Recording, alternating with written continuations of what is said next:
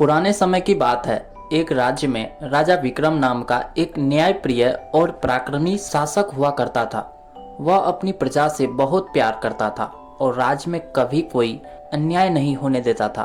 परंतु समय के साथ राजा विक्रम को अपनी शक्ति और धन का घमंड हो गया।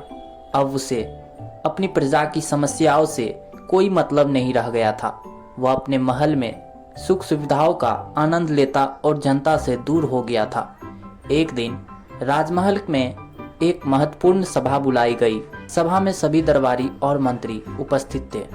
राजा विक्रम ने सभा को संबोधित करते हुए कहा, मुझे लग रहा है कि इस राज्य में अब कोई चुनौती बाकी नहीं रही।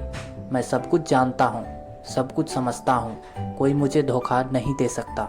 राजा की बात सुनकर सभा में एक बुद्धिमान मंत्री महेश्वर ने कहा, महाराज, शायद आपको सब कुछ पता हो, परंतु कभी कभी वास्तविकता आपकी नज़र से छिपी रहती है।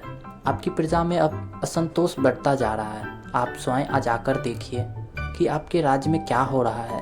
राजा को यह सुनकर गुस्सा आया, लेकिन उसने सोचा कि वह खुद जाकर सत्य जान। उसी रात राजा ने सामान्य आदमी का वेश धारण किया और चोरी छिपे शहर की गलियों में निकल पड़ा। जैसे ही वह बाजार में पहुंचा, उसने देखा कि कुछ लोग चोरी छिपे एक समूह में खड़े थे और चोरी की योजना बना रहे थे।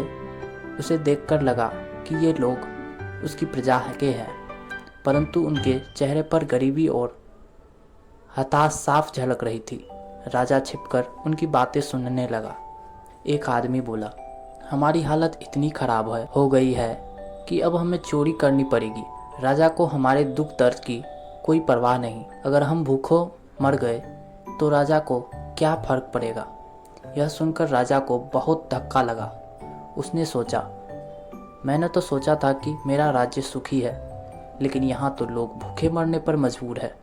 राजा ने खुद ही स्थिति को नज़दीक से देखने का निश्चय किया और उस समूह के पास जाकर बोला, अगर तुम लोग चोरी करने जा रहे हो तो मुझे भी अपने साथ ले चलो। वहाँ मजदूर लोगों को थोड़ा अचरज हुआ, लेकिन उन्होंने सोचा कि यह व्यक्ति भी उन्हीं की तरह एक गरीब है जो मजबूरी में चोरी करना चाहता है। वे वैसे अपने साथ ले गए।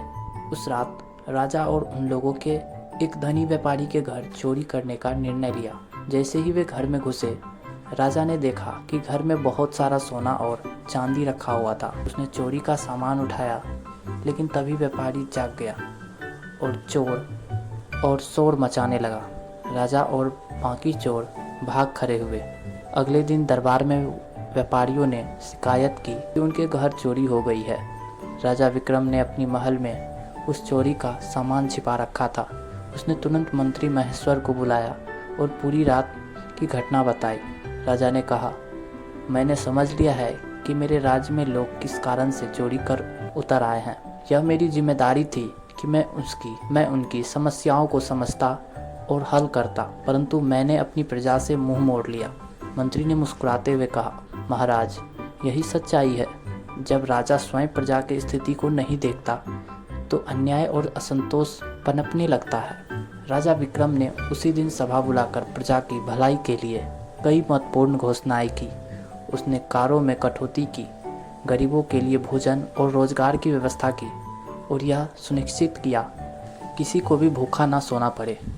इसके बाद धीरे धीरे राज्य में खुशहाली लौट आई और प्रजा फिर अपने राजा पर गर्व करने लगी। इस घटना के बाद राजा विक्रम ने भी प्रजा से दूरी नहीं बनाई और हमेशा उनके बीच जाकर उनकी समस्याओं का समझा।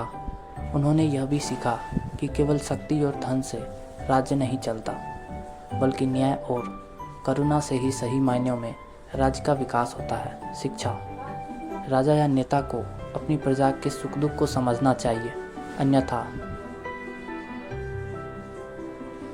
सत्ता का अभिमान उसे अंधकार में डाल देता है।